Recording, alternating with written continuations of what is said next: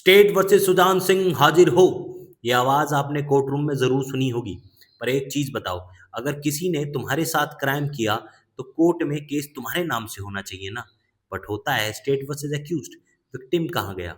देखो, criminal law में एक फंडामेंटल प्रिंसिपल है, क्राइम सिर्फ तुम्हारे अगेंस्ट नहीं, क्राइम होता है पूरी सोसाइटी के अगेंस्ट। अगर आज किसी ने मर्डर किया तो सिर्फ उस फैमिली को नहीं बल्कि पूरे समाज को डराया गया है। लॉ एंड ऑर्डर की जिम्मेदारी स्टेट की होती है, इसलिए स्टेट प्राइमरी पार्टी होता है, तुम्हारी तरफ से, सोसाइटी की तरफ से। अब दो सिचुएशन है। पहले एफआईआर वाला केस, पुलिस इन्वेस्टिगेट करती है, ऑटोमेटिकली बन जाता है state versus accused. Victim technically सिर्फ एक विटनेस होता है, लेकिन पार्टी बन सकता है क्योंकि उसके भी राइट्स हैं। दूसरा, कंप्लेंट केस, तुम सीधा मजिस्ट्रेट के पास गए, अब मजिस्ट्रेट ने कॉग्निजेंस लिया, स्टेट प्राइमरी पार्टी बन जाएगा, क्योंकि जैसे ही कोर्ट इन्वॉल्व हुई ये पब्लिक मैटर हो गया। लेकिन कंप्लेनेंट भी पार्टी रहता है, उसे बिल्कुल वाइप आउट नहीं किया जा सकता। ये स्टैंड्स ऑनरेबल सुप्रीम कोर्ट ने क्लियर किया MS JK international versus state of Delhi के केस में। 2001 में कंपनी थी जेके इंटरनेशनल, उनके साथ चीटिंग और ब्रीच ऑफ ट्रस्ट हुआ।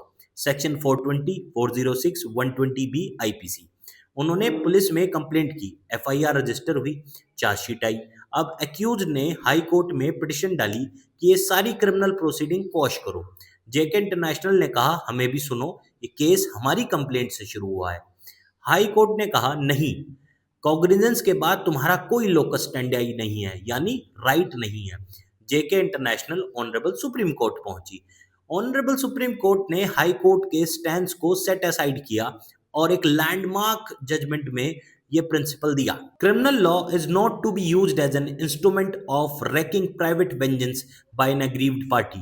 Barring a few exceptions in criminal matter, the party who is treated as aggrieved party is the state, which is the custodian of the societal interest of the community at large. So it is the state to take all necessary step for bringing the person who has acted against society interest of the community to book.